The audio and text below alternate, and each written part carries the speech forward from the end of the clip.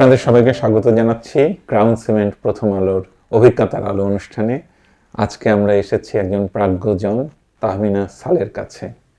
তিনি 87 বছর, 88 দিকে যাচ্ছেন। 2026 সালের 9 ফেব্রুয়ারি তার 88 পূর্ণ হবে। তিনি সম্প্রতি একটা বই লিখেছেন, যে কারণেই আসলে আসা, সেটা হচ্ছে খেরো খাতা। এই খেরো খাতা বইটা সম্প্রতি প্রকাশিত হয়েছে বাতিঘাট থেকে। এই বইটা পড়ে আমি অভিভূত হয়েছি এবং তার জীবনের গল্প শোনার জন্য অস্থির হয়ে আছি। প্রসঙ্গক্রমে বলে নেই যে তার নিজের দুলাভাই ছিলেন শিল্পাচার্য জয়নুল আবেদিন।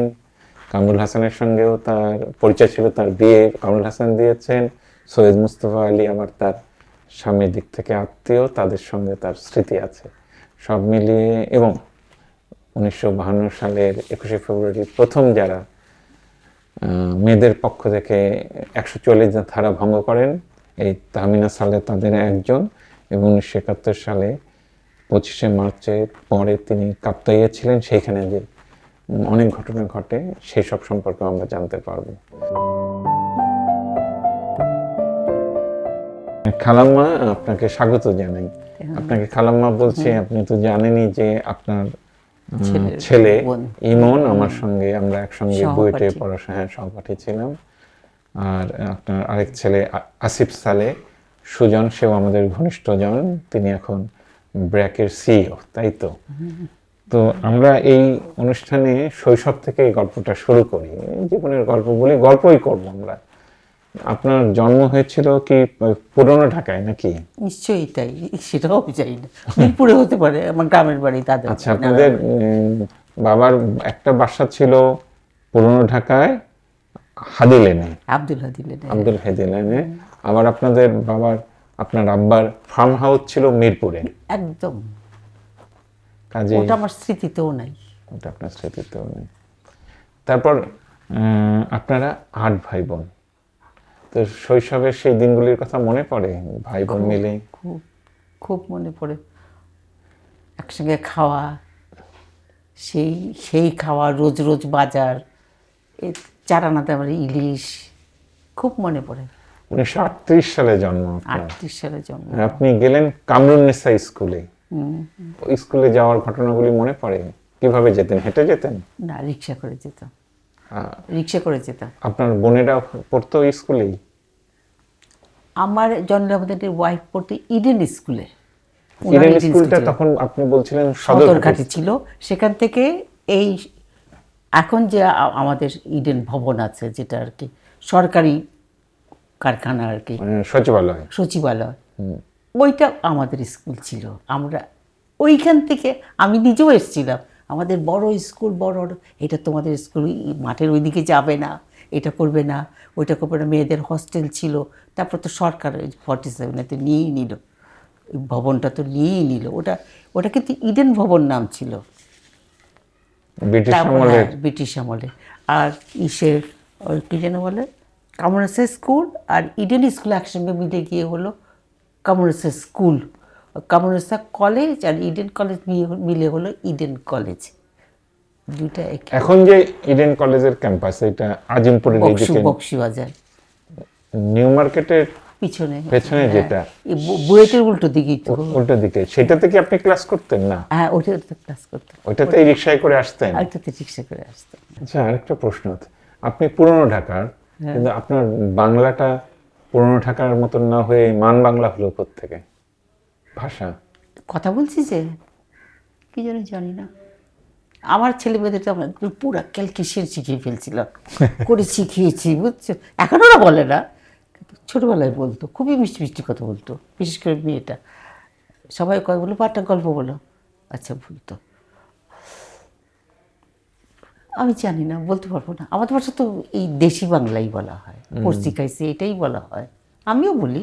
পুরনো ঢাকার ভাষা পারেন আপনি? চেষ্টা করলে পারতে পারি, এই সিলেটে একটু একটু পারি। সৈয়দ মুস্তফা আলীর সঙ্গে আপনার দেখা হয়েছিল? হ্যাঁ, উনি আমাদের সাথে ছিলেন, দেখা হয়েছে। উনি আমাকে বলছে, তুমি তো আমার মাল্লাহান। এই যে সিলেটি বললাম, মাল্লাহান। উনি তো খুব ভালো সিলেটি বলেন। উনি খুব ভালো সিলেটে বলেন। 14টা 15টা ভাষা জানে, গীতা বলে মুখস্থ, পুরো সঞ্চয়িত একদম ঠোঁটের আগায়। ওই পুরোহিতের ভুল ধরাই দিয়েছেন উনি। সৈয়দ মুস্তফা আলী হচ্ছে আপনার স্বামীর দিক থেকে আত্মীয়, শ্বশুরবাড়ির স্বামীর আত্মীয়? আপন মামা। ও, আপন মামা। দেশে বিদেশে ওদের বাড়িতেই লেখা হয়েছে। সেটা কোন বাড়ি? সিলেটে? সিলেটের বাড়ি, কাজী বাড়ি বলে, সবাই চিনে, খুব নাম করা পরিবার ওদের। আর কিছু মনে পড়ে তার সম্পর্কে? খুব সুন্দর ছিলেন দেখতে, এটা মনে পড়ে। ওনার জীবন কাহিনী যতই পড়ি ততই আশ্চর্য হই। ওনার ওয়াইফটাও ভালো ছিল, বোনেরা বিয়ে দিয়েছেন এই ওয়াইফের সঙ্গে। উনি বলছেন আমি কোনো দায়িত্ব নিতে পারবো না, তো ওই ওয়াইফ রাজি হয়েছেন। যে স্কুলের ইন্সপেক্টর ছিলেন, উনি একাই 2 ছেলে মানুষ করছেন। উনি আসতেন বাসায়, ভাবছিল বউয়ের সঙ্গে। ফিরোজ কবির ভালো। ভাবছিল তুই মানে ওনার সাথে আলাদা থাকতো? না, উনি তো শান্তিনিকেতন ইন্ডিয়া। উনি এসছিলেন ও বগুড়ায়, ওনার ভাই ছিল কমিশনার বোধহয়, মুর্তজালি। সেখান থেকে ওনাকে কী বলা হলে উনি আবার চলে গেলেন। আচ্ছা। না, বাজে কথা বলা হয়েছিল, উনি আর থাকেন নাই। ওই যে আইয়ুব খানের ওই যে ওনাদের বাড়িতেই থাকতেন। আর ব্রিটিশ আমলের কথা আর কি আপনার মনে আছে? আপনার ভাই জেলখানায় ছিলেন, ওই যে শিবপুরে ইঞ্জিনিয়ারিং পড়তে গেলেন, খুবই ভালো ছাত্র, কিন্তু গিয়ে কমিউনিস্ট হয়ে গেলেন, ওই গল্পটা একটু করবেন? উনি খুবই প্রতিভাদীপ্ত ছিলেন, কিন্তু ওটাতে আবার কালে আমার বাবার চোখের পানিটাই আমার মনে পড়ে, বেশি মনে পড়ে আর কি। আমার বাবা এত অনুরোধ করছেন, এত কান্না, আমি তখন একটা পিতার হৃদয় অনুভব করতে আমার বাবার কীরকম লেগেছিল যে আমার ছেলেটা গেল। আপনার ওই ভাইটার নাম কি? নাসিরুদ্দিন। শেষেতে আমেরিকায় গিয়ে মরল। এখন আমরা খুব ঠাট্টা করতাম, এখন তুমি আমেরিকায় আসছো কেন, ক্যাপিটালিস্ট দেশে, ওর এখানে বাচ্চা কাচ্চা পড়া। হ্যাঁ, তুমি না। তো আপনারা যেহেতু 8 ভাই বোন এবং আপনি বলছেন আপনি সবার ছোট, তাহলে আপনি, আপনার বড় ভাই আপনার চাইতে কত বড় ছিল? প্রায় 24 বছর। ও, তো ওনার বিয়ে আমি দেখিনি, আমার ভাবি আমাকে হতে দেখছে। ও, আপনার জন্মের আগেই তার বিয়ে হয়ে যায়? হ্যাঁ। তো ওই আপনার আব্বার চোখের পানি দেখলেন যে উনি কোন জেলে ছিলেন? এই ঢাকা জেলে, রাজশাহী জেলে। খাপড়াওয়াট, রাজশাহী। হ্যাঁ, যে হত্যাকাণ্ড গুলি হলো ভিতরে, ওই সময় উনি রাজশাহী জেলে ওই ঘরেই ছিলেন। ওই ঘরেই ছিলেন? হ্যাঁ, পিঠে ওই যে তার মানে যারা ওই বিদ্রোহটা করেছিল উনি তাদের একজন। আবার বলে যে আমাকে এত মারছে, ওর বাসটাস দিয়ে পিটে গেছে, তো বলে সেই ব্যথা আমার আজও যায় না। এক বুড়ো বয়সে বলতেন। উনি আমেরিকায় মারা পরে গেছে। ইঞ্জিনিয়ারিং আর পড়েন নাই শেষ না, পর্যন্ত? কিসের ইঞ্জিনিয়ারিং পড়বে, বলে ওদের চেয়ে আমি কম জানি নাকি। ভীষণ পড়ুয়া ছিল। আপনার আব্বা বলতেন ইঞ্জিনিয়ারিংটা শেষ করো, তারপর যা খুশি তাই করো।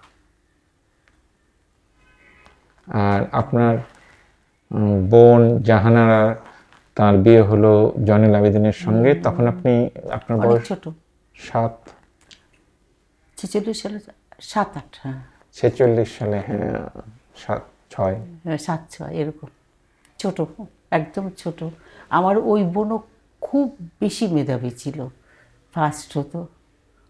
তারপর আমার দুলাভাই একবার লন্ডনে গেলেন, তখন আমার মা বললেন এবার তুমি ম্যাট্রিকটা দিয়ে ফেলো। তখন ওর 2টা বাচ্চা, তখন আমরা বাচ্চা কোলে রাখতাম। ও 7 মাস পরে লেটার নিয়ে ফার্স্ট ডিভিশনে ম্যাট্রিক পাস করে বসে থাকলো, সেই সময় অ্যাডিশনাল ছাড়াই। 1952 সালে আপনার বয়স হবে 14 বছর। আপনি তার মানে স্কুলেই পড়েন? আমি স্কুলেই পড়ি, 8-এ পড়ি। তো আপনারা যে 21শে ফেব্রুয়ারিতে 140 ধারা ভঙ্গ করতে ঢাকা বিশ্ববিদ্যালয় এলাকায় গেলেন, ওই গল্পটা, আপনার ওই স্মৃতিটা আছে কিনা? আচ্ছা, পুরোটাই আছে। ওই যে আফি আপার হাজবেন্ড শামসুল ইসলাম, তখন বোধহয় সেক্রেটারি ছিলেন না কি ছিলেন আওয়ামী লীগের, উনি ভাঙতে দিতে চান নেই। শামসুল হক, হ্যাঁ, শামসুল আওয়ামী লীগের সেক্রেটারি, উনি চাচ্ছিলেন না যে ছাত্ররা 140 ধারা ভঙ্গ কিন্তু করুক। ছাত্ররা বললে আমরা ভাঙবই। তখন ওরা বলে 10 জন করে বেরোবে। ছেলেরা তো প্রথম 10 জন বেরোলে তো ধরে নিয়ে গেল, তারপর আমরা মেয়েরা কাকা করতে করতে 10 জন বেরোলো, আমাদেরকে ধরে সবাই চামিলি হাউসে গেলাম। জুলেখা ছিল এনামুল হকের বউ, আমার বোনের মেয়ে ছিল, আমি ছিলাম, এগুলোই মনে আছে। আপনি 2-4টা নাম লিখেছেন বইতে। হ্যাঁ, ওই জুলেখা প্রত্যেক আমাকে কিছু ফোন করতো, চলো মিনা আমরা টিভিতে যাই। আমি ছিলাম, আমি যাবো না, আমি কোনো মানে পরে বলতেন যে 52 স্মৃতি কথা বলার জন্য, তারপরে আপনারা বের হয়ে 144 ধারা ভঙ্গ ওইখানে করলেন। যখন ফিরে আসি, আচ্ছা, আমি একটু বলি, মানে আমাদের কাছে ঢাকা ইউনিভার্সিটি বলতে এখনকার কলা ভবন বোঝায়। নাও মেডিকেল কলেজটাই, এখন যেটা মেডিকেল কলেজের জরুরি বিভাগ ওই সব জায়গায় ওইসব ছিল, জায়গায়, আর এখন যেখানে শহীদ মিনার, ঠিক ওইখানটাতে আমরা গিয়ে পৌঁছে দেখি কি লঙ্কা কাণ্ড। ওখানে তখন ছাত্ররা এবং পুলিশ, ও পুলিশগুলি টিয়ার গ্যাস, আমার কে যেন আমার অন্য ছেড়ে দিল, বলে চোখে পানি দাও পানি দাও, এত টিয়ার গ্যাস, আমাকে ধাক্কা দিয়ে মেডিকেল কলেজের ভিতরে ঢুকাই দিল। আমি তো বেফানা হয়ে ভিতরে ঢুকলো, কি দেখি রক্তাক্ত ছেলেরা সব এই বেডের মধ্যে, মানে এই চিৎকার করছে আর কি। এই দেখে ভয় পেয়ে আমি পিছু দিক দিয়ে দৌড় দিলাম, বাড়ির কাছেই ছিল। আমি বললাম বাসায় তো যাই, আমার বাবা না জানে আমার কত বকা দিবে এখন, তুমি কোথায় ছিলা। দেখি জানলাদের এরকম করে বসে আছে, আমাকে দেখে কিছুই বললো না। আমি বললাম কেন বললো না, এখন আমি ভাবি মেয়ে তো ফিরে এসছে, আর যাই হোক। এটা আব্দুল হাদি লেনের বাড়িতে গেলেন। একটা কথাও জিজ্ঞেস করে নি তুমি কোথায় ছিলা। তো 1952 সালের 21শে ফেব্রুয়ারিতে যে মেয়েরা প্রথম 144 ধারা ভঙ্গ করলো, আপনি তাদের একজন, কিন্তু এটা নিয়ে কোনোদিন কাউকে কিছু বলেন নাই, আমার টেলিভিশনে মেয়েরা যেতে ছেলে বলেছে মেয়েরাও জানে না। আপনার ছেলে। তারপর এই প্রথম এই যে এই বইটাতে বের হলো খেরো খাতায়, এই কথাগুলো দুইবার আপনার স্মৃতির মধ্যে আছে। আর আপনার ছেলে আসিফ সালে আপনাকে বলেছিল যে আপনার এই টুকরো টুকরো স্মৃতিগুলি লিখে ফেসবুকে দাও, তা আপনি এগুলি প্রতিদিন লিখতেন? এটা মাঝে মাঝে লিখে ফেলতাম আর কি, মাঝে যেমন মাঝে এখন আমাকে বলছে আবার লিখো, লিখবেন। হ্যাঁ, এই বইটা খুব সুন্দর হয়েছে। দর্শক মণ্ডলী, আপনাদেরকে আমি বলতে পারি যে এত স্নিগ্ধ সুন্দর বই সাম্প্রতিককালে আমি দ্বিতীয়টা হাতে নিয়ে নিই বলে আমার মনে পড়ে না যে আমি এত সুন্দর বই সম্প্রতি আর পড়েছি। আমি শুধু ওনার 25শে মার্চের একটু বর্ণনা, সবটা বর্ণনা পুরো বইটা পড়ে শোনানো যাবে এবং পুরোটাই আপনাদের ভালো লাগবে। আমি ওনার ভাষাটা কি সুন্দর এটা বোঝানোর জন্যে। 25শে মার্চ মধ্যরাত, রণদামামা বেজে উঠল, অশ্বের রেশাধ্বনি শোনা যাচ্ছে, যূথবদ্ধ হস্তির দল এগিয়ে যাচ্ছে সব দলিত মন্ত্র করতে।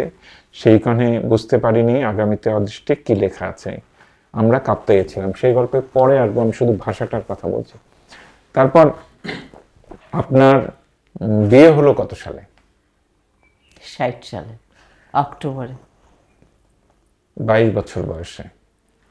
এর মধ্যে আপনি ম্যাট্রিক পাস করেছেন, ইন্টারমিডিয়েট পাস করেছেন, না, বিএ আমার পাস বিয়ে করেছেন। পাস করার পরেই বিয়ে হয়েছে। বিএ পাস করেছেন, তারপরে বিয়ে হয়ে গেল আপনার 1960 সালে অক্টোবরে। অক্টোবরে। বিয়ের অনুষ্ঠান কোথায় হয়েছিল? আমাদের বাসাতেই। বাসাতেই হলো। তারপর আপনার হাজবেন্ড হচ্ছেন আবুল খায়ের সালে। সালে, একে সালে নামে তিনি বেশি পরিচিত ছিলেন। তিনি ছিলেন প্রকৌশলী, আহসানুল্লাহ ইঞ্জিনিয়ারিং কলেজ থেকে পড়েছেন, যেটা এখন বুয়েট, যেখান থেকে পরে আপনার 3 ছেলে মেয়ে পড়লো। বড় মেয়ে লোপা পড়েছেন, আমার বন্ধু ইমন, এবং আমাদের তার ছোট সুজন, আসিফ সালে। আচ্ছা, এখন আপনি, আপনার হাজবেন্ড তো দেখতে অপূর্ব ছিল। ভালো ছিল, এটা বলবো। লোকে তাকে কি বলতো, কার মতো দেখতে বলতো? বিশ্বজিৎ। বিশ্বজিৎ তখন সিনেমা সিনেমার করেন। নায়ক গোলাম মোস্তফা বলতো। আমাদের কাপ্তাইতে খুব শুটিং হতো, তো সব শুটিং ওই কাপ্তাইতেই হয়। ওই যে শাবানা, রাজ্জাকের সঙ্গে গিয়ে আমরা গল্প করতাম, নাদিম, শবনম, রোকা পটকা ছিল। বিয়ের পরে আপনারা ওনার পোস্টিং ছিল কাপ্তাইতে বিদ্যুৎ কেন্দ্রে, আপনারা কাপ্তাইয়ে চলে গেলেন, আপনিও চলে গেলেন। আমি চলে গেলাম। সেইখানে আপনার বাসাটা কোথায় ছিল? একদম স্পিলওয়ের উপরে, নায়াগ্রা ফলস। আমি বলতাম নায়াগ্রা ফলস। সেইখানেই আপনার 3 ছেলে মেয়ের জন্মই ওখানে কাপ্তাই? ওখানে থাকাকালীনই জন্ম, বাচ্চা নিয়ে যেতাম আর কি বাপের বাড়ি থেকে। আচ্ছা আচ্ছা আচ্ছা। তখন একটু কষ্ট হতো, মনে হচ্ছে আমি এখানে থাকলাম, অনেক কিছু কোথাও পেলাম না। এখন আমি বলতাম আমি খুব ভালোই ছিলাম, ওরাও ভালোভাবেই বড় হয়েছে। আপনি বলতেন যে ওদেরকে প্রচুর খেলাধুলায় আপনি উৎসাহিত করেছেন। আমি সারাদিন খেলো, কিসের এত পড়া। কিন্তু তারা খুবই ভালো ছাত্র ছিল, তিনজন। খুব, এটা বলতে হবে। আমরা দুজনেই মনোযোগী ছিলাম আর কি। আমি বলতাম বাংলা টাংলা পড়াই, তুমি অঙ্কটা দেখ, আমি তো অঙ্ক পারি না। আমার হাজব্যান্ডকে বলতাম সেও খুব মনোযোগ দিয়ে পড়াতো ওদের। ওই বাড়িতে জয়নুল আবেদিন যেতেন? বছরে 3-4 বার আমার বোন চিঠি লিখছে, তোমার দুলাভাই তো খালি তোমার কাছে যেতে চায়। আমি বললাম, ও আচ্ছা। এখন আমি ভাবি যে আমি দুলাভাইকে কী দিয়ে সমাদর করতাম, কারণ এখন তো অত বেশি জানে, আমাকে আগে জানলে তা আরও অনেক বেশি হয়তো বা করত, কিন্তু করেছি যথেষ্ট, খুব খুশি হতো। ইঞ্জিনিয়ার কিন্তু সীমিত বেতনেরই সংসার। একদম আমাদের খালু সাহেব উনি ভীষণ অনেক অনেক সৎ ছিল। ছিলেন। খুব সৎ, তারপর মানে এক পয়সায় এদিক ওদিক না। জয়নুল আবেদিনের একটা বিখ্যাত ছবি, একটা কিশোরী বালিকা বই পড়ছে, এই বালিকাটি তো আপনি। উনি আপনার জন্য সবসময় বই আনতেন। সবসময়। আচ্ছা, এই ছবিটা আপনি যে মডেল হয়েছিলেন উনি কোথায় এঁকেছিলেন? এটা আমাদের বাসায়, আমার বাপের বাড়ি। তখন তো আপনি ছোট, বিয়ে আমি হয় নাই। ছোট ছোট ছোট। জয়নুল আবেদিন আপনাকে কি কি বই দিতেন? সত্যজিৎ রায়ের ওই যে পাগলা দাশু, উপরে ছবি আঁকা ক্ষীরের পুতুল, ঝালাপালা, এসব মনে আছে। হ্যাঁ, এত সুন্দর প্রচ্ছদ সত্যজিৎ রায়, যে আর একটা মানুষ। আমি তো অবাক, উনি তো সিগনেট প্রেসে ছিলেন।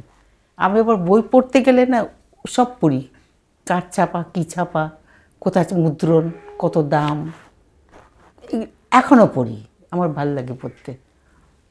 মানে তারপরে ওনার বাবা সুকুমার রায়, ওর কবিতা টবিতা, তার দাদামশাই উপেন্দ্র কিশোর মহাভারত আমার একদম কণ্ঠস্থ ছিল। যুধিষ্ঠির কেন স্বর্গ পেল না, পঞ্চপাণ্ডবের যুদ্ধ। জি, জয়নুল আবেদিন আপনাদেরকে কি কি বলতেন, কি খেতেন, এগুলো আপনার আমাদের যত মনে আছে বলেন। 12টা-1টা পর্যন্ত আমাদের বসায় রাখতে, ছোট ছোট মানুষ আমরা, অনেক হাই থট, মানে উচ্চ মার্গীয় চিন্তার কথা এসব আমরাও শুনতাম। শুনেই মনটা বোধহয় মনে হয় আর একটু বেশি শিক্ষিত হয়েছিল, সেটা বলতে চাই আর কি। এই যে একটা শিক্ষার একটা ভাব, ওনারও অনেক প্রভাব আছে।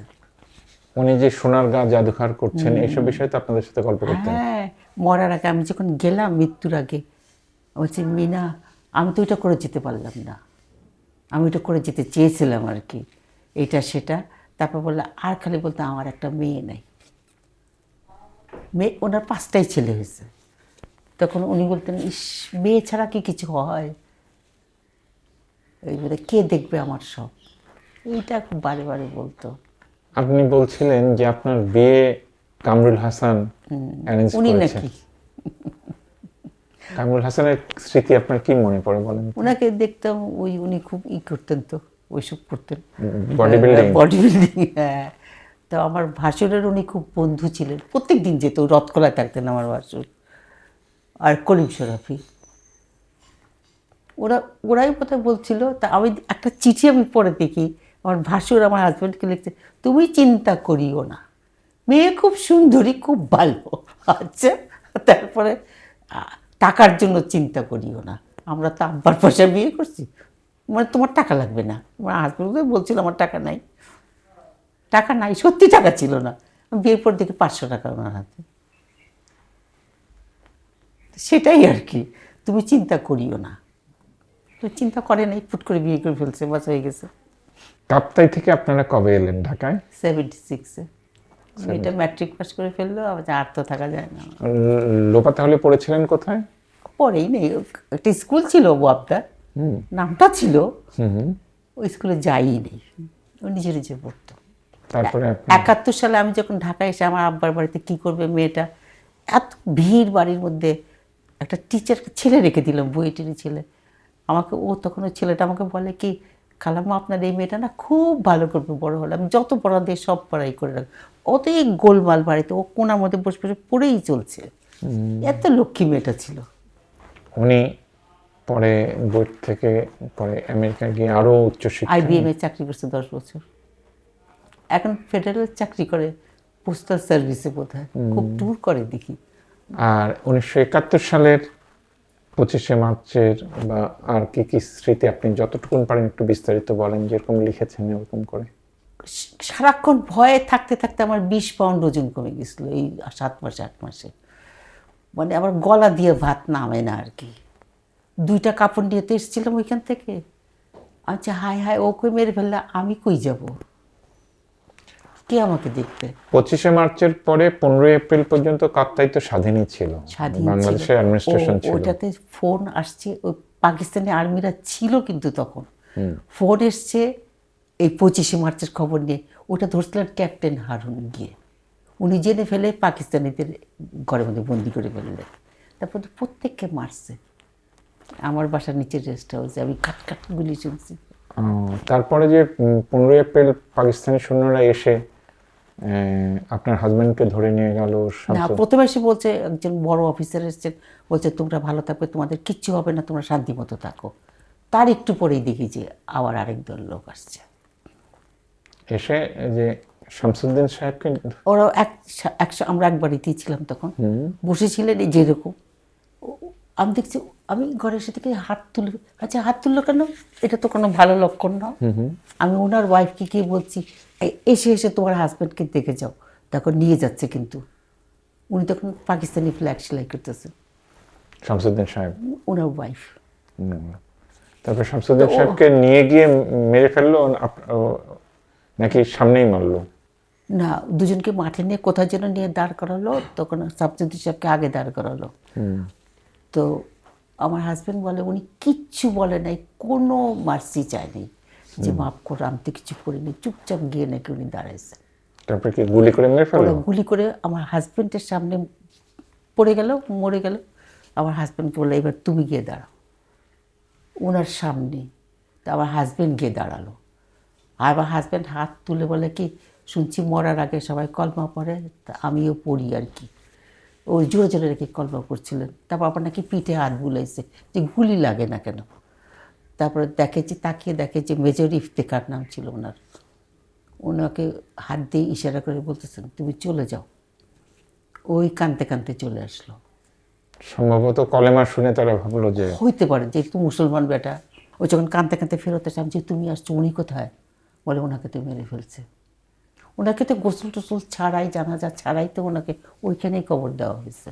কাঁদতে কেউ তো ছিল না। উনি কি ইঞ্জিনিয়ার ছিলেন? একদম পুরোপুরি ইঞ্জিনিয়ার, খুব ভালো ইঞ্জিনিয়ার। আমি তোমাকে বলতে পারবো না মানুষ যে কত ভালো হয় শামসুদ্দিন সাহেব, সেটা ছিল। আমার দুঃখে পরাণ যায় ওনার জন্য, এখনও যায়। ওনার ফ্যামিলিটা কি ছিন্ন ভিন্ন হয়ে গেল। আর আপনি আপনার হাজবেন্ডকে ধরে নিয়ে গেছে এই সময়, আপনার বয়স 33-32, ওই সময় আপনি অন্য ফ্যামিলিদেরকে বলছেন যে সরে যাও সরে যাও। এই ফারুক আজিজ খান, ওয়ালিউল ইসলাম, সবাইকে বলছি। ফারুক আজিজ খানকে ধরতে বারবার পাক আর্মি যেত, ওনাকে টার্গেট ছিল। কাপ্তাই বেতার কেন্দ্র তো ওই যে চিটাগং বেতার, এদেরই তো করা। ওরা কয়দিন পরে পরে যেত ওটা ঠিক করতে, দেখতাম আমি। বলতে কি ফারুক আজিজকে যেখানে ধরতে চায়, তো ওরা ওইখানকার লোক বলে উনি তো কালকে এখানে ছিলেন, উনি ওই বর্ডার দিয়ে পালিয়ে গিয়ে ওইদিকে চলে গেছিলেন, সাবরুম না কই, ত্রিপুরা না কই। উনি গিয়ে খবর দিয়েছিলেন যে শামসুদ্দিন সাহেবকে মেরে ফেলছে, ইন্ডিয়া গিয়ে। আচ্ছা, ফারুক আজিজ খানের একটা সুন্দর বই আছে, স্প্রিং 1971, প্রথমা থেকে বাংলায় অনুবাদ করা হয়েছে বসন্ত 1971। ওটা বাংলায় অনুবাদ হয়েছে নাকি? আমাকে উনি ইংলিশটা দিয়েছে। ওই বইয়েও আপনার কথা আছে? হ্যাঁ, আমার টাকাটুকু আমি পড়ছি। তারপর ওখান থেকে 1971 সালে আপনারা চলে আসলেন ঢাকায়? না, 71 সালে চলে এসেছি। ওরাই আমাদের টিকিট কেটে দিয়েছিল, পাকিস্তানিরাই। ও, তারপরে এসে আপনারা ঢাকায় কোথায় থাকলেন? পুরো ঢাকায়? আমার আব্বার বাসা ওখানে ছিলেন, আরো লোকজন ওখানে থাকতো? আরে ভর্তি, 10টা রুম একদম ঠাসা, দোতলা বাড়ি, একতলা দোতলা বাড়ি। 16 ডিসেম্বরের কথা মনে আছে আপনার? হ্যাঁ, খুব মনে আছে। আমরা গ্রামে চলে গেছিলাম, ওই কোন্ডা বৌদ্ধদের গ্রাম আছে না, ওইখানে মুন্সিগঞ্জে, ওই যে বিক্রমপুর। ক্রস করে বিক্রমপুরের দিকে হাঁটতে হাঁটতে আমার এই ছোটো ছেলেটা ইমনকে নিয়ে, ইমন তো তখন ছোট, হ্যাঁ। আমি ও দেখি কাঁদে না, কিছুই করে না, খেতেও চায় না। তো গ্রামের লোকজন খুব সাহায্য করে, আসেন আসেন বসেন বসেন। তারপর দেখি শরবত বানিয়ে দেয়, গামছা দিয়েছে, ওদের গামছা দিয়েছে, যে না না খেও না সুজন এটা, ইমন। তারপরে আমরা একটা পরিচিত লোকের বাসায় গিয়ে গেলো, ওরা আমাদের একটা ঘর দিল, থাকা খাওয়ার জায়গা দিল। ওখানে আমরা বেশ কয়েকজন ছিলাম আর কি। তারপর ওরা যখন একটু পেট টেট খারাপ হয়ে গেলো আমি বললাম যে চলো আমরা 16ই হলো, আমি 17 হচ্ছে, আমি এক্ষুনি ঢাকা চলে যাবো। 16 ডিসেম্বরের পরে পরে দিয়ে ওই যে হাতিয়ার ডাল দো বলছে বারবার, তুমিও তো ছোট, আমি ছোট, আমি 5-6 বছর। ওই টিভি রেডিওতে বলছে হাতিয়ার ডাল দো, মানিক শাহ বলতেছে। তারপরে আমরা নৌকো করে ফিরছি, ওই খালি এত বড় নদী, একদম একটা নৌকাও নাই। আমরা চকবাজারে এসে নামলাম, নামতে বাসায় এসে পৌঁছতে না পৌঁছতে শুনি যে সবাইকে মেরে ফেলছে। ওই শুনে আমার কোনো মুক্তির আনন্দ ছিল না। বুদ্ধিজীবীদেরকে যে মেরে ফেলেছে ওটা আমার কোনো মুক্তির আনন্দ ছিল না। রাব্বি শ্বশুরবাড়িতে আমাদের একবারই পরেই ছিল, ডাক্তার ফজলে রাব্বি। ডাক্তার ফজলে রাব্বি, ডাক্তার রাজ্জাকের উনি জামাই ছিলেন। সেই সব কথা আপনি আপনার বইয়ে লিখেছেন। তারপর আবার ডিসেম্বরের 27 তারিখে আমরা আবার কাপ্তাই চলে আসলাম। 76 সাল পর্যন্ত থাকলেন, তারপরে আবার চলে এসেছেন ঢাকায়। হ্যাঁ, ছাড়তে ইচ্ছা হয়নি কাপ্তায়, কিন্তু আসতেই হবে মেয়ের জন্য। মেয়ে কোথায় পড়বে, মেয়েকে আমি একলা ছাড়বো না। তারপর আমাদের ইঞ্জিনিয়ার সালেহ সাহেবের পোস্টিং কোথায় হলো? চাকরি করতেন, পরে এখানে এসে কি করলেন? ও চাকরি ছেড়ে দিলেন। চাকরি ছেড়েই দিয়েছিলেন? আমার ভাইয়ের সঙ্গে বিজনেসে নামলো, ওই আমরা একটু পয়সার মুখ দেখলাম। কি বিজনেস ছিল না? ওনার কনস্ট্রাকশন আর্মিতে ক্যান্টনমেন্টে ছিল। হ্যাঁ, ইঞ্জিনিয়ার। তখনই আমি বাড়িটা করতে পারলাম আর কি। আপনারা বাড়ি করলেন এই রেসিডেন্সিয়াল স্কুলের পাশে? একদম পাশে, ওই লাইনেই, মোহাম্মদপুর। হাসিনার প্রতিবেশী। ওইটা হচ্ছে যে গণভবনের উল্টো দিকে, একদম সোনাদি হাসপাতাল উল্টোর দিকে। উনি তখন থাকতেন না, এদিক ওদিক বগুড়া চিটাগোয় কাজ করতে। বাড়িটা কিন্তু আমি যদিও সিভিল ইঞ্জিনিয়ার না, বাড়িটা আমি একলাই করে ফেলছি, আমি একলা। চিন্তা করতে পারো, 3 বাচ্চা পেলে বলে আমি একলা বাড়ি করি। তারপর ওনার ইমনদের আব্বার ক্যান্সার ধরা পড়লো কত সালে? ওই 90-91 সালে। ওনার হয়েছে না বলেন না, শরীর খারাপ হয়ে যাচ্ছে, বলো না কেন। তারপরে কলকাতায় গেলাম, আমরা বেড়াতে গেলাম এই যে এস মাহমুদের সঙ্গে। ওইখানে গিয়ে উনি অসুস্থ হয়ে পড়লেন। তারপর ডাক্তার নেওয়া হলো, বড় ডাক্তার সঙ্গে আমার ভাসুরের পরিচয় ছিল, তখন উডল্যান্ড নার্সিংহোমে দিল।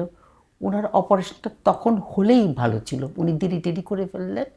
ওনার কেমন র্যাপচার কী হয়ে গেল। আমরা 2 মাস প্রায় উডল্যান্ডে ছিলাম।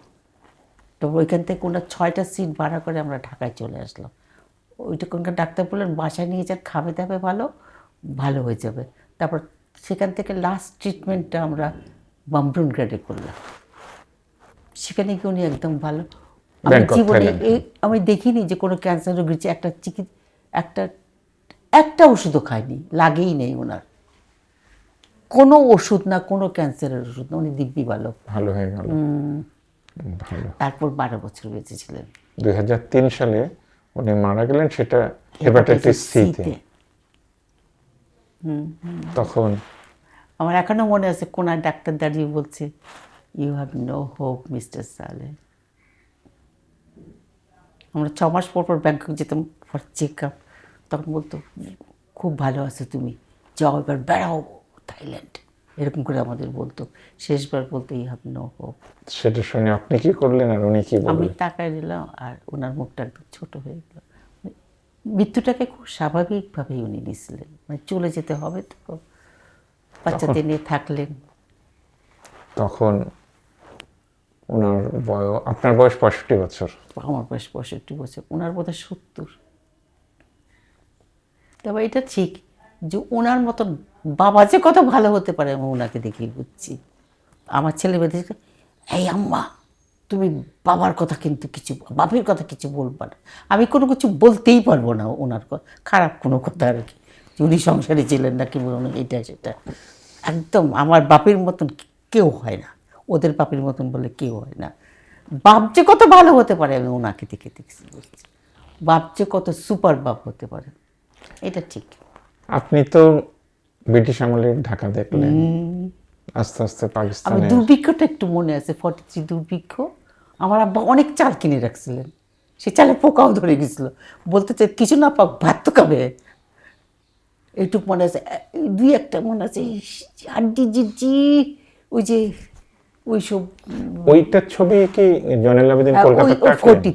ওইটার ছবি, ওইগুলার ছবি। সাতচল্লিশের দেশভাগ নিয়েও তো আপনাকে এই বইয়ে দেখলাম আপনি একটু বেদনার্তই। আমি বেদনার্ত, এটা ঠিক।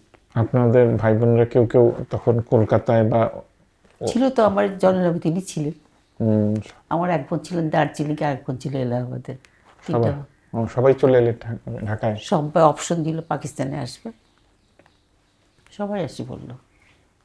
তো তখনকার ঢাকা আর এখনকার ঢাকা আপনাকে কোনো লাগে? এই পরিবর্তনটা ধীরে ধীরে হয় বলে একসময় বোঝা যায় না, কিন্তু ওইসব দিনের কথা মনে পড়ে হ্যাঁ, ঢাকাটা কত এই যে সুন্দর নিউ ছিল। মার্কেট হতে দেখলাম, গুলিস্তান হতে দেখলাম, গুলিস্তান যে হয় চোখের সামনে দেখলাম। আগের ঢাকাটা সদরঘাট থেকে মোটামুটি গুলিস্তান পর্যন্ত ছিল, নবাবপুর রোড হ্যাঁ পর্যন্ত হ্যাঁ, ছিল। ওই যে রেল লাইনটা পর্যন্ত ছিল, ও রেল লাইন তো ওখানে ছিল, হ্যাঁ। ওখানেই ছিল। হ্যাঁ, নবপুর ভিড় ছিল না, ওটা দেখতাম, এইসব দেখতাম আর তারপর কি। চোখের সামনে আস্তে আস্তে আপনার ঢাকা ঢাকা গ্রো স্টেডিয়াম, করলো। গুলিস্তান না যেগুলি হলো না। হ্যাঁ, ব্রিটানিয়া সিনেমা হল ছিল, এই পুলিশি হাসপাতাল ছিল, সবই দেখলাম। আর একটা ভাল লাগে যে তখন কোনো ছেলে আমরা ছোটোবেলায় রাস্তায় বেরোলে বাপ মা চিন্তা করতো না এই বাচ্চাটা আমার হারাই যাবে কিনা। এখন তো দোতলা থেকে নিচেও নামতে দেয় না।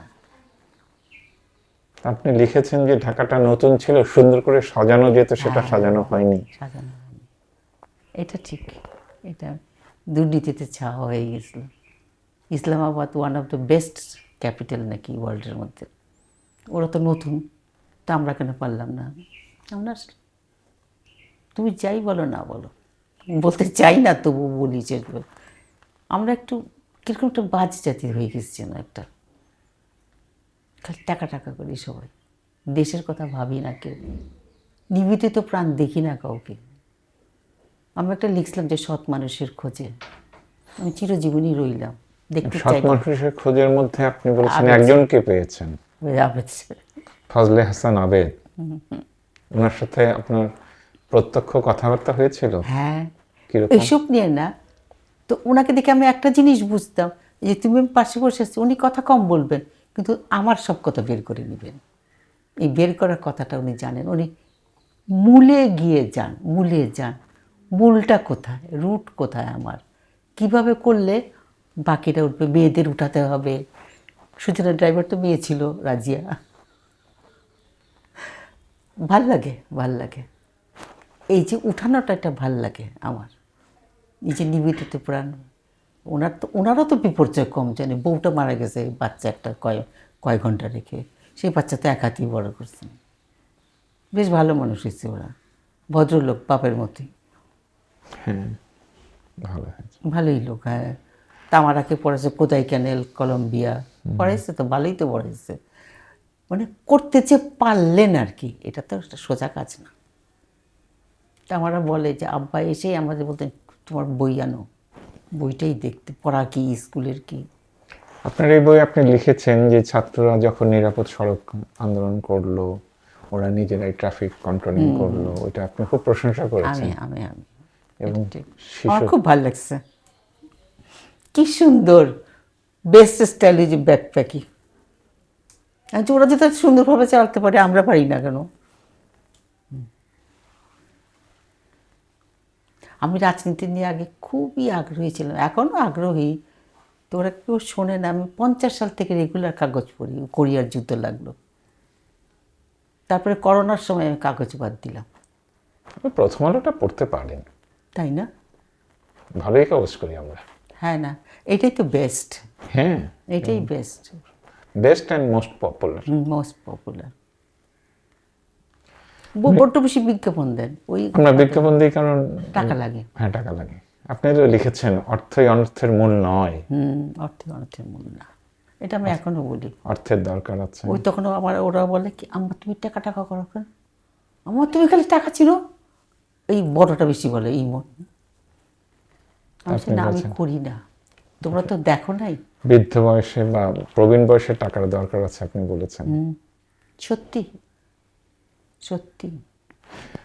আপনার তো যে বয়স, তাতে অনেকের মৃত্যু আপনাকে আমার দেখতে হয়েছে। সববার মৃত্যু আমি দেখে ফেললাম, আমার এত ভালো লাগে। আপনার 8 ভাই বোনের মধ্যে 7 জনই মরে গেছেন, মারা গেলেন না? আপনি একা আছেন। আমি একা। আবার আপনার বন্ধু বান্ধবদের মধ্যেও নিশ্চয়ই অনেক। সব দিগন্ত বন্ধ। তবুও বলেছেন আপনি জীবনটা আপনার সুন্দর। আমার সুন্দর, এটা আমি বলবো। কারণ বাচ্চাগুলো সমস্যা দেয়নি, হাজব্যান্ড খুব ভালো ছিল, জীবনেও বলেনি যে তুমি বেশি খরচ করো কেন, টাকার হিসাব দাও তো। না নেবার, অতি ভদ্রলোক। 65 বছর বয়সে আপনি আপনার হাজবেন্ডকে হারিয়েছেন, এখন 88, মানে আরো 23 বছর পার হয়ে গেল। কেমন লাগে একা থাকা? ভালো লাগে না, খারাপ লাগে। যখন একা ভাত খাই তখন আমার খারাপ লাগে, বলতে এটা রান্না করো ওইটা রান্না করো। খাদ্যরসিক ছিলেন, কারণ আমার তবে আপনার এই নিজের যে রাজত্ব, এটাই আপনার ভালো লাগে? আমার ভালো লাগে, আমি স্বাধীনতা চাই। নাহলে আপনি তো আমেরিকায় গিয়েও থাকতে পারেন, আমেরিকান আমি পাসপোর্ট আছে। এই ছেলের পাশে কেউ থাকতে পারি, আমি থাকবো না। আমার তুমি থাকবে, আমি বলছি না। ঢাকায় আসিফ সালের বাসাও থাকতে হ্যাঁ, পারবেন। ঘরের কাছে তো না, আমি থাকবো না। আমাকে একসময় আমাকে যেতে হবে, একটা এই যে যা সত্যি পারবো না, সেই দিন আমার আসছে। কিন্তু এখন আমি যেতে চাই না, এখন আমি পাচ্ছি। আপনি আজ যে সুন্দর আছেন, শারীরিকভাবেও সুন্দর আছেন, এটার রহস্যটা কি? আমাকে অনেকে জিজ্ঞেস করে। আমি খুব নিয়মিত চলি, খুব নিয়ম মানি, এটা ঠিক। ভোর 5:30 6টা আমি উঠে পড়বো। তো ওই 7:30 মধ্যে নাস্তা খেয়ে ফেলবই। কোনো বার্গার আমি জীবনে খাই না, পিৎজাও খাই না। আমি কিচ্ছু, ফুচকা তো মুখে দিয়ে দেখিনি, এটা কী জিনিস। পোলাও টোলাও আমি খাই না। আমি ভাত মাছ অতি সাধারণ একটা তরকারি, বা দুপুরবেলা 12:30 খেয়ে ফেলবো। খুব নিয়ম মানি, আমি খুব নিয়ম মানি। তো খালাম্মা, বাংলাদেশ নিয়ে কি আপনি আশাবাদী, আশা করেন? আমার তো ভয়ও লাগে। এটা আমারও লাগে, আবার তবু আবার আশাবাদী। কেন জানো? আর যে বাচ্চা ছেলেরা এই করতেছে ওই করতেছে, ওরা দেশ চালাবে কি, ওদের তো অভিজ্ঞতা নাই। আমাকে করতেই হবে, একসময় তো যেতে হবেই। আমি দেখবে ওদের মধ্যে কেউ বেরিয়ে গেছে, ওরাই আমাদের দেশ চালাচ্ছে, ওদের হাতেই আমাদের ক্ষমতা দিতে হবে, এটা আমি বলি। আপনি ব্রিটিশ আমল দেখলেন, পাকিস্তান আমল দেখলেন, বাংলাদেশের 50 60 বছর 55 বছর দেখলেন। দেশটা কি ক্রমাগত এগুচ্ছে নাকি পেছাচ্ছে? এই বলা মুশকিল,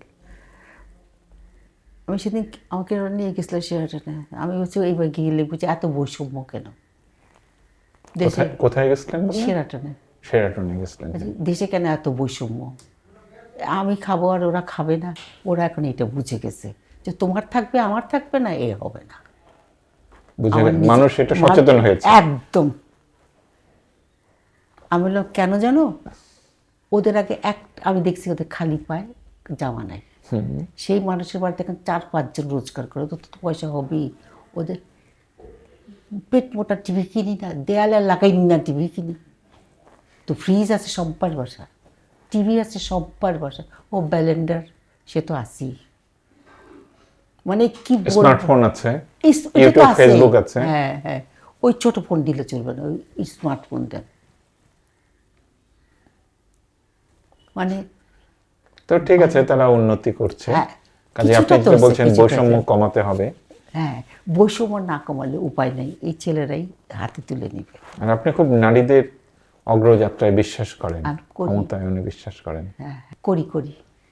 সবচেয়ে প্রথম নারীবাদী দেখছি আমার মেয়েটাকে ছোট্টবেলা থেকে। আমি পুতুল খেলি না, কেন পুতুল খেলবো? রান্না ও যার বুদ্ধি আছে সে সবাই পারে, কথা তো সত্যি। ছেলেদের সঙ্গে খেলতে চলে যেত। হ্যাঁ, আর রান্না একটা ব্যাপার নাকি, ও তো আমি ইচ্ছা করলেই পারি। আমার যার মাথায় বুদ্ধি আছে সে সব পারে। তো আপনার অবসর কাটে বই পড়ে, গান শুনে? ভীষণভাবে গান শুনি, গান খুব পছন্দ করি। হ্যাঁ, অবসর কাটে, বন্ধুরা কেউ ফোন করে, বই নিয়ে নাড়াচাড়া করতে ভালোবাসি। স্টিল আমার খুব ইচ্ছে করে যে বইপত্র নিয়ে খুব নাড়াচাড়া করি। কবিতাও পড়েন তো? হ্যাঁ, সঞ্চয়িতা কাছে রাখছি। সঞ্চয়িতা, রবীন্দ্রসঙ্গীত শোনেন? ভীষণ। কার গান ভালো লাগে? বন্যা ভালোই গায়। বন্যা ভালোই গায়। অনেকে আছে মোটামুটি। আপনি অনেকগুলো গানের এবং কবিতার লাইন ব্যবহার করেছেন। আপনার ঝরা পাতা গো আমি তোমারই জলে, মৃত্যু নিয়েও তো আপনি সুন্দর সুন্দর কথা লিখেছেন। এই মুহূর্তে আপনার মৃত্যুকে নিয়ে ভাবনা কি? আমার ভাবনা যে মৃত্যু আমার খুব কাছে চলে এসছে এখন। কিছুদিন আগেও ভাবতাম না সেটা, চলাফেরা ছিল। এখন ভাবে আর দিল্লি দূরস্থ নয়, দিল্লি খুব কাছে। তা নাও হতে পারে, সুস্থ না খুব বেশি হলে 88-90 গেলাম না হয়। না 100 বছর তো মানুষ বাঁচে। না ওটা চাই না, ওই কীরকম ও বাঁচা নয়। এখন বাচ্চা দিল্লি হানুজ দূরস্থ নয়, দিল্লি কাছে আমার এখন। এটা ভাবি তাহলে ঘরের দিকে তাকে কে কোনটা নিয়ে যাবো, সব নিয়ে যাও। অর্ধেকের বেশি চিনি মানুষকে দিয়েই ফেলছি সব, আরও দিতে চাইবো, যার যেটা খুশি যে যেমনি পারো, এটা দেখে এটা নাই ওটা নাই। আমাকে হ্যাঁ ওরা তো নিবেই, ওরা জানে যে আমি বুড়ো হয়ে গেছি, ওরা আমাকে ব্ল্যাকমেইল করে, সবাই আমাকে আপনি ব্ল্যাকমেইল। সবই বোঝেন। আমি যতই বুঝি, ওরা বলছে আমি যতই বুঝি আমি এখন অবুঝ, না আমাকে ব্ল্যাকমেইল করা যায়, এই স্টেজে আমি এসে গেছি। কিন্তু আমি নারাজ, ওদের আমার সইতেই হয়। আমাদের জন্য একটা পরামর্শ কিছু আছে?